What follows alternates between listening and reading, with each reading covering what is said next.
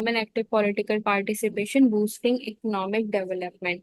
ठीक है, तो ये क्वेश्चन बहुत सी डायमेंशन से आता है, जैसे कि active participation of women in economy, या फिर इकोनॉमिक के लिए वुमेन का क्या रोल होता है, या फिर पॉलिटिकल पार्टिसिपेशन का उससे वुमेन की पार्टिसिपेशन से क्या ताल्लुक है, या फिर वुमेन एम्पावरमेंट के अंदर भी ये पूछा जाता है कि इससे इकोनॉमी का क्या लेना देना है।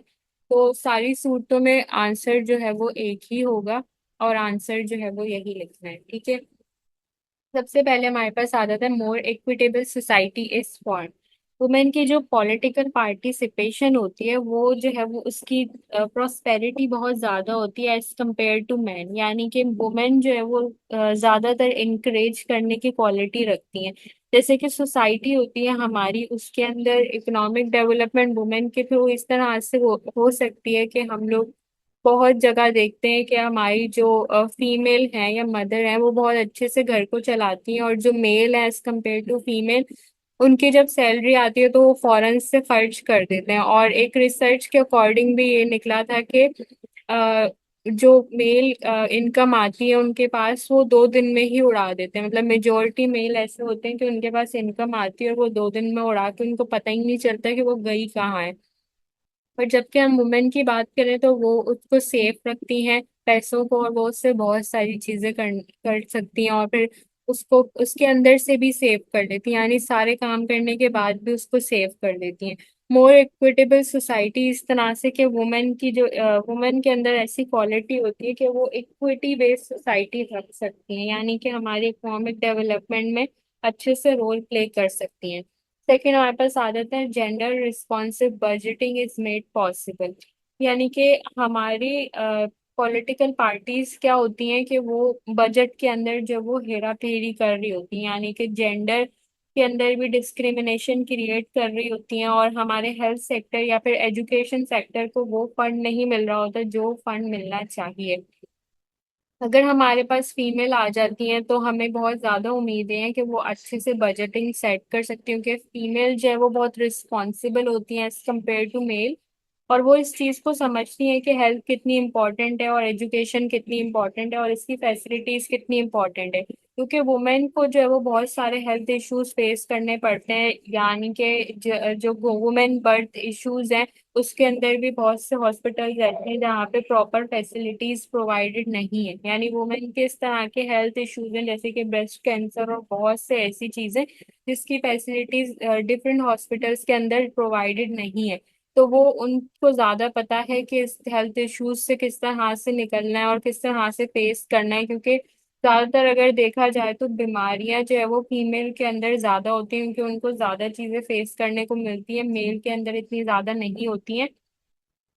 और बहुत सारे रिप्रोडक्टिव इश्यूज होते हैं उनके अंदर, जो कि उनको पता होता है किस तरह से उनको देखना है, और सारी चीजें उनको ये चीज इतनी रियलाइज होती है कि हेल्थ कितनी इम्पोर्टेंट है और उसकी फैसिलिटीज होना कितनी इम्पोर्टेंट है। और अगर हम एजुकेशन की बात करें तो एक एजुकेटेड वुमेन इस चीज को बहुत ज्यादा समझती है कि एजुकेशन बहुत बहुत ज्यादा इम्पोर्टेंट है। और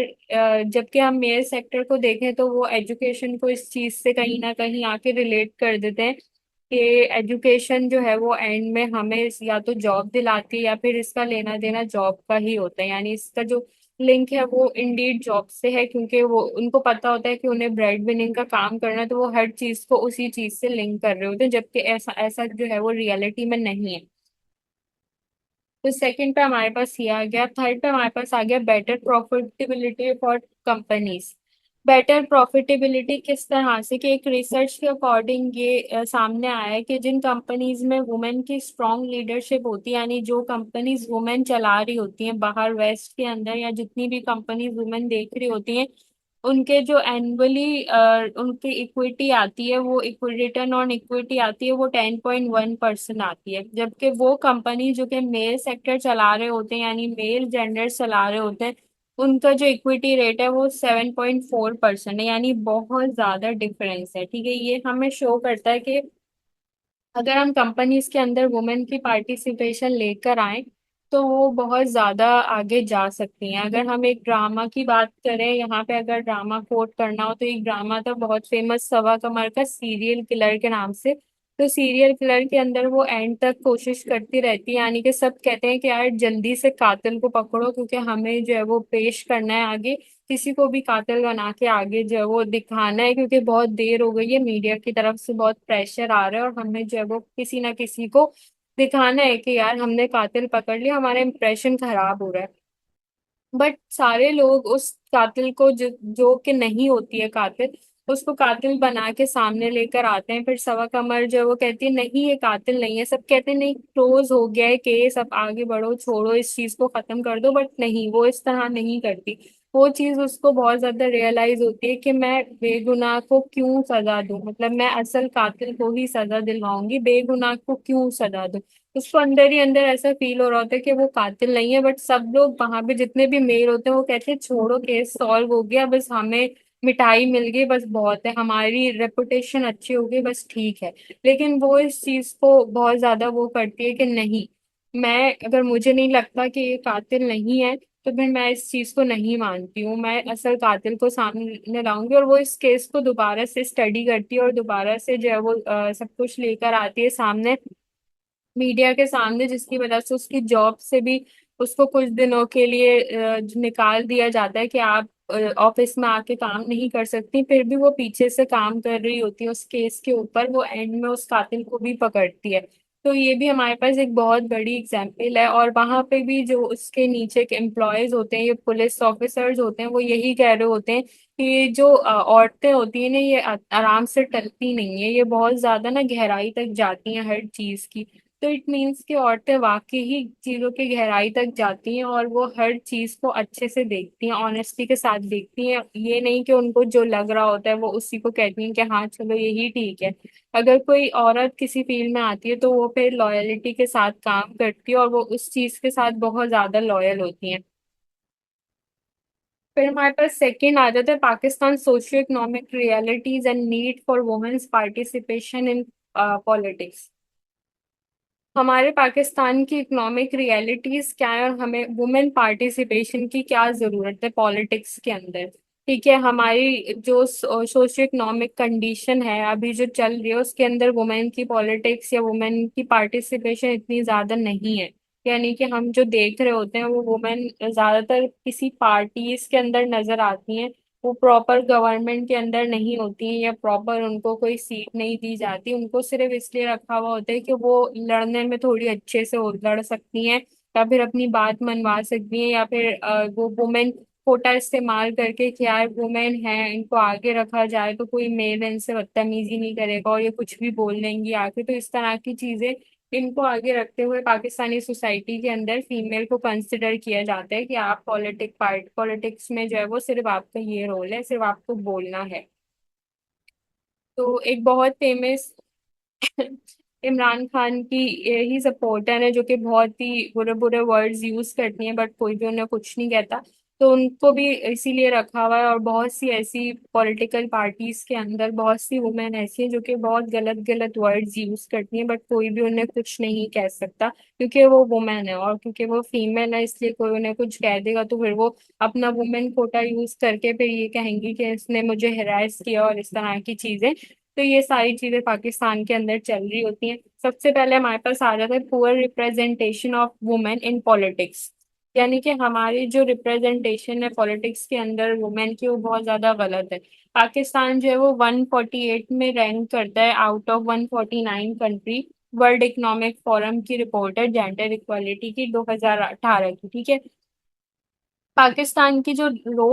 लो रैंकिंग है वो ये शो करती है कि यहाँ पे इनइक्वालिटी बहुत ज्यादा है अगर हम पॉलिटिकल सिस्टम की बात करें। यानी कि वैसे तो वुमेन को बहुत ज्यादा वो किया जाता है कि नहीं इनइक्वालिटी और ये सारी चीजें, बट जहाँ पे वुमेन को यूज करने की बात आती है, यानी वुमेन कोटा यूज करने की बात आती है, वहां पे वुमेन को पॉलिटिक्स के अंदर फौरन लेकर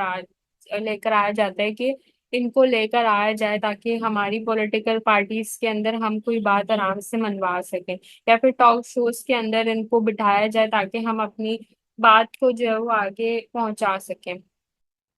सेकेंड हमारे पास आता है rigid gender roles reading leading to constraints in women's participation.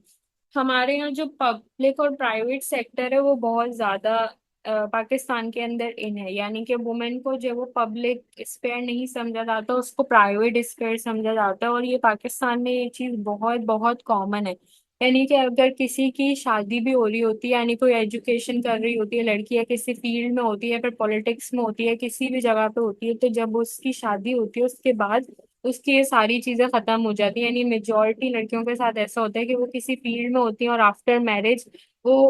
उस फील्ड से हट जाते हैं। अगर हम रिसर्च रिपोर्ट्स भी निकाल के देखें इसके बारे में, तो बहुत से लोग इस पर रिसर्च कर चुके हैं कि जो फील्ड के अंदर वुमेन होती हैं वो बाद में फील्ड से हट जाती हैं क्योंकि उनकी शादी हो जाती है। और जो वुमेन एजुकेशन हासिल कर रही होती हैं, बहुत कम होता है कि वो एजुकेशन कंटिन्यू करें, या बहुत कम होता है कि वो अपनी एजुकेशन को जो है वो शादी के बाद कंटिन्यू करें, वरना मेजोरिटी जो है वो वहां से छोड़ देती हैं। क्योंकि हमारे यहाँ वुमेन को प्राइवेट स्फेयर में रखना जो है वो समझा जाता है कि ये ज्यादा जरूरी है। इसी वजह से हमारे वुमेन की जो पॉलिटिक्स और इकोनॉमिक पार्टिसिपेशन है वो बहुत ज्यादा कम है। यानी कि हम जेंडर रोल्स को इतना ज्यादा समझते हैं, अपनी एजुकेशन से भी ऊपर हम ये समझते हैं कि जेंडर रोल इम्पोर्टेंट है, एजुकेशन इम्पोर्टेंट नहीं है। वुमेन एम्पावरमेंट इतनी इम्पोर्टेंट नहीं है, जेंडर रोल ज्यादा इम्पोर्टेंट है। क्योंकि सोसाइटी ने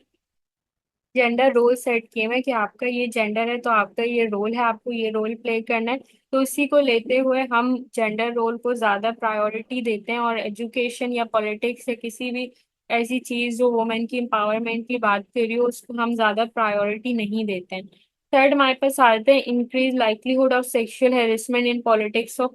वुमेन। तो हमारे यहाँ पाकिस्तान के अंदर इस चीज को, यानी अंडर हैंडेड मेथड को बहुत ज्यादा करेक्टराइज किया जाता है प्राइवेट स्फेयर को सपोर्ट करने के लिए, कि हम वुमेन को प्राइवेट स्फेयर में इसलिए रखते हैं कि हो सकता है, बहुत ज्यादा पॉसिबिलिटी है कि पॉलिटिक्स के अंदर जब वुमेन होती हैं तो उनके इर्द गिर्द ज्यादातर मेजोरिटी मेल होते हैं, तो सेक्सुअल हेरेसमेंट के चांसेस बहुत ज्यादा हो जाते हैं। जबकि अगर देखा जाए तो हमारे सोसाइटी के अंदर ये हरकतें करने वाले खुद भी मेल ही होते हैं।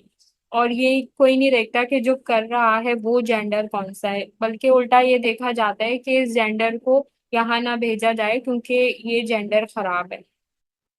तो हमारी सोसाइटी में जो चीजें सही करने की कोशिश की जाती है वही गलत तरीके से कोशिश की जाती है। यानी ये वही वाली बात हो गई कि एक इंसान है, उसको कत्ल करने के लिए लोग बाहर बैठे हुए हैं, तो हम उनके कातिल को नहीं पकड़ रहे बल्कि उस इंसान को कह रहे हैं कि तुम घर पे ही बैठे रहो, सारी लाइफ तुम घर पे ही बैठे रहो और तुम्हें बाहर निकलने की जरूरत नहीं है। मतलब वो तो थोड़ा सा भी बाहर निकलेगा या थोड़ा सा भी इधर उधर निकलेगा या किसी को भी भनक पड़ेगी कि वो इंसान घर में बैठा हुआ है और घर से बाहर निकल नहीं रहा है, तो जाहिर है उसको कत्ल करने के लिए लोग घर तक भी पहुंच ही जाएंगे।